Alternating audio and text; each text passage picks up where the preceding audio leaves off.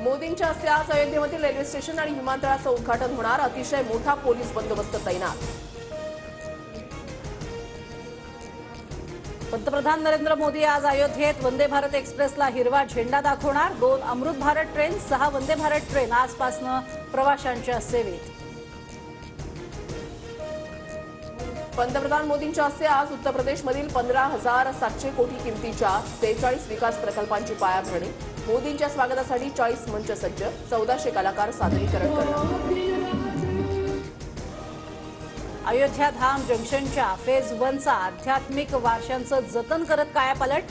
Food plaza, पूजा दुकानं, lift, escalator सारख्या सुविधा अंतर्भूत.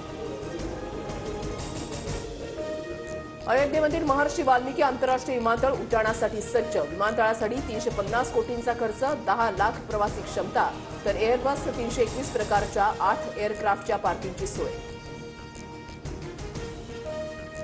मुंबई जालना वंदे भारत एक्सप्रेस आजपासून प्रवाशांच्या सेवेत. उपमुख्यमंत्री देवेंद्र फडणवीस उपस्थित राहणार. मोदी रेल्वेला हिरवा झेंडा दाखवणार.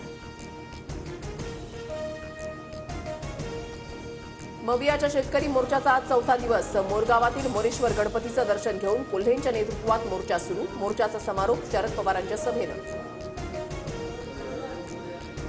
आजपासून जागा वाटपाची चर्चा सुरू. अहवाल हायकमांडकडे दिला. लवकरच मुंबईत बैठक. नाना पटोले यांची माहिती. रायगडमधील ताम्हिणी घाटामध्ये खासगी ट्रॅव्हल्सचा भीषण अपघात. 2 महिलांचा मृत्यू, 55 जण जखमी.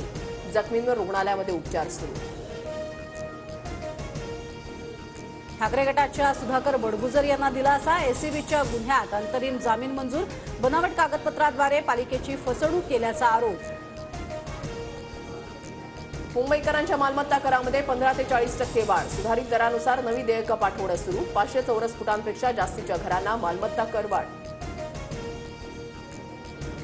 मुख्यमंत्री एकनाथ शिंदेंकडनं स्वच्छता मोहिमेची पाहणी. मुंबईच्या ठाण्यातनं वागळे प्रभागातनं डीप क्लिप ड्राईव्हमध्ये शिंदेंकडनं पाहणी सुरू.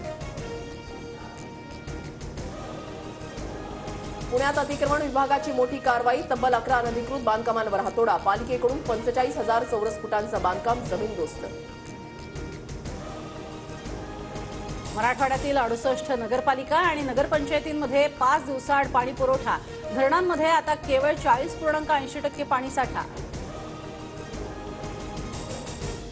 नववर्षात राज्यामध्ये पोलीस भरतीला मुहूर्त. 13,000 जागा भरणार. लोकसभा आचारसंहितेपूर्वी घोषणा होणार. सूत्रांची माहिती. समृद्धी महामार्गावरील भारवीर ते इगतपुरी टप्पा पुढील महिन्यात पूर्ण होणार. 21 किलोमीटरचा टप्पा वाहतुकीसाठी खुला होण्याची शक्यता. कुस्तीगीर खाशाबा जाधव यांचा जन्मदिन राज्य क्रीडा दिन म्हणून साजरा होणार. क्रीडा दिनानिमित्त प्रत्येक जिल्ह्याला 75,000 मिळणार. सरकारचा निर्णय. 1 जानेवारीला इस्रो एक्सपोसॅट सॅटेलाइट लॉन्च करणार. सॅटेलाइट अंतराळातील रेडिएशनचा अभ्यास करणार.